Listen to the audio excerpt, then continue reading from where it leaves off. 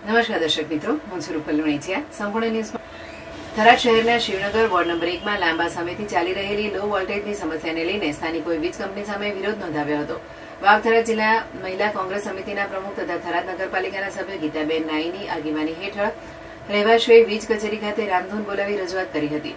સ્થાનિકોએ કાર્યપાલક ઇજનેરને આવેદનપત્ર આપી તાત્કાલિક નવી ડીપી ફાળવવા, જૂના વીજ થાંભલાઓ બદલવા તેમજ જરૂરી વિસ્તારમાં અંડરગ્રાઉન્ડ વાયરિંગ કરવાની માંગ કરી હતી.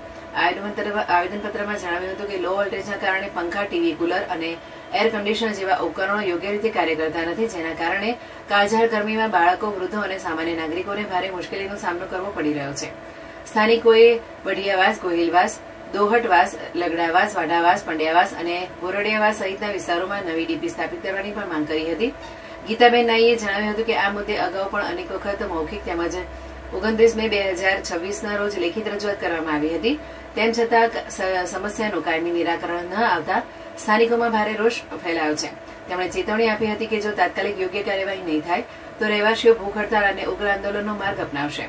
બીજી તરફ વીજ કંપનીના અધિકારીએ જણાવ્યું હતું કે વિભાગ દ્વારા અગાઉ 100 kVA નવું ટ્રાન્સફોર્મર સ્થાપિત કરવામાં આવ્યું છે. ઉપરાંત 5 ગણાની 4 વાયરની નવી લાઈન નાખી લોડ બાયફર્કેશનની કામગીરી પણ પૂર્ણ કરવામાં આવી છે. અધિકારીઓ સ્થળ મુલાકાત લઈને સ્થિતિની સમીક્ષા કરી હોવાનું જણાવ્યું હતું. તેમણે વધુમાં જણાવ્યું હતું કે હાલમાં વિસ્તારમાં લોડ સર્વેની કામગીરી ચાલી રહી છે. સર્વે પૂર્ણ થયા બાદ જ્યાં વાસ્તવમાં લો વોલ્ટેજની સમસ્યા હશે ત્યાં જરૂરી તકનીકી કામગીરી હાથ ધરી સમસ્યાનું નિરાકરણ લાવવામાં આવશે.